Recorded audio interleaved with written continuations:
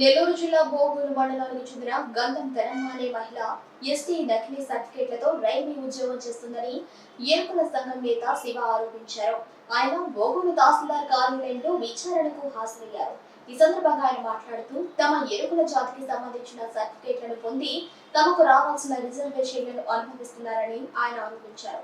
తహసీల్దార్ ముందు వాంగ్మూలం ఇచ్చామని తగిన చర్యలు తీసుకుంటామని హామీ ఇచ్చినట్టు తెలిపారు. ఈరోజు Gandham Dhanamma wife of Baburao doctor of Peetla Prakasam గారే కుమార్తె గంధం ధనమ్మ గారు ఏ వడ్డీర కులానికి చెందిన ఈమె ఎస్టీ ఇరుకుల ఫేక్ సర్టిఫికేట్లను పొంది విజయవాడ రైల్వే TNC కమ్యూనికేషన్లో జాబులు చేస్తూ ఉండగా అది గమనించిన మా ఇరుకుల జాతి ఆడపడుచు గుర్రంకొండ సుమతి గారు మా ఇరుకుల నాయకుల దృష్టికి తీసుకురావడంతో మేము గత 2 వారాల ముందు నెల్లూరు జిల్లా సబ్ కలెక్టర్ మరియు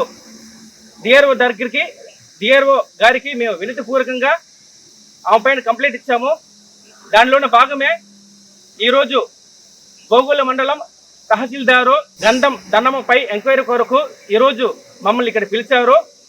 మా దగ్గర ఉండే పూర్తి ఆధారాలు గంధం ధనమ్మ డాక్టర్ ఆఫ్ పీట్ల భాస్కరరావు ప్రకాశ్ గారు కూతురు గంధం ధనమ్మ BCA వడ్డీర కులస్తులకు చెందినవి ఎస్టీ ఇరుకుల కాదని చెప్పి పూర్తి ఆధారాలు స్వీకరించి మేము ఈరోజు బోగోలు మండల తహసీల్దార్ గారికి సమర్పించాము.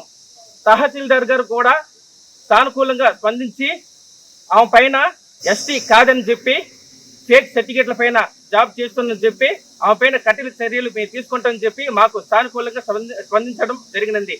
మేము ఈరోజు తహసీల్దార్ మాట ప్రకారంగా మేము ఈరోజు వచ్చాము. కానీ గంధం ధనమ్మ గారు ఈరోజు ఈ మీటింగ్ కి రాలేదు. అందువల్ల మా ఇరుకుల జాతికి న్యాయం సమకూర్చాలి అని ఈ సందర్భంగా నేను తహసీల్దార్కి కోరడం జరిగినది.